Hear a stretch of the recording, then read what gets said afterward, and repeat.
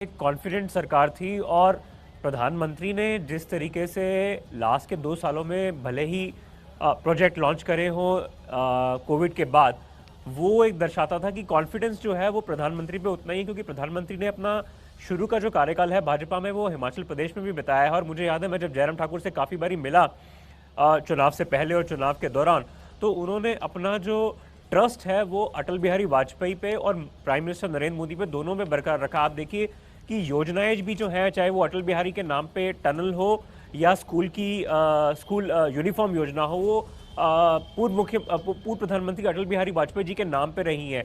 तो जो एक मैजिक है, कॉम्बिनेशन है, वो भाजपा को फायदा जरूर रहा है। वीरभद्र सिंह की डेथ होने के बाद में विक्रमादित्य उतना उभर के नहीं आ पाए जितना कि आना चाहिए थे। हालांकि 2021 में 4 जो बायपॉल्स हुए वो कांग्रेस जरूर जीती हो, लेकिन कहीं ना कहीं जो आपके आंकड़े आ रहे हैं 35 से 40, वो इसलिए आ रहे हैं क्योंकि रिबेल कैंडिडेट्स खड़े हो गए। 15-20 अगर वो रिबेल्स ना होते, बागी ना होते, तो भाजपा कंफर्टेबल होती। बिल्कुल कंफर्टेबल होती। वही जो रिबेल कैंडिडेट्स है वहीं पे नुकसान कर रही है कांग्रेस। संजीव जी, आप पहले से कह रहे थे कि बीजेपी हिमाचल में ठीक ठाक कर सकती है।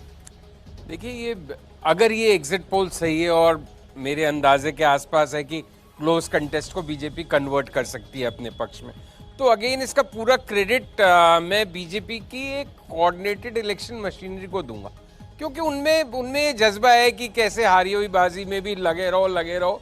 और बिल्कुल निश्चित था, मतलब ये हिमाचल प्रदेश का इलेक्शन कुछ महीने पहले तक नो ब्रेनर माना जा रहा था कि यहाँ तो कांग्रेस को आना ही आना है, बहुत अनपॉपुलर सरकार है। आप खुद भीतर घात की बातें कर रहे हो, वो आखिर तक चलता रहा, इतने बागी कैंडिडेट्स, लेकिन उसके बावजूद बीजेपी का लौट के आना, अगर ये एग्जिट पोल सही है और अगर कम मार्जिन से कांग्रेस जीतती तो वो भी हार के बराबर हो जाता। 15-20 दिन, महीने भर में बीजेपी की सरकार बनी जाती, कांग्रेस के लोग इधर आ जाते थोड़े दिनों में।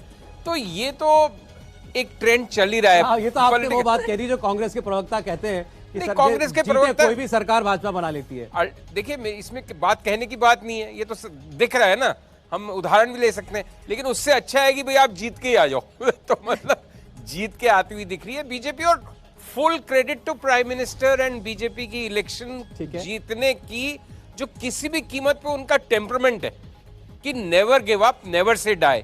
और कांग्रेस तमाम ग्राउंड पे जनाधार होते हुए भी एक, क्योंकि कोऑर्डिनेशन नहीं है, वो कॉम्पिटिटिव स्पिरिट कहीं पार्टी अब लैक कर रही है, तो इंडिविजुअल कैंडिडेट्स के भरोसे आप यहीं तक पहुंच सकते हो।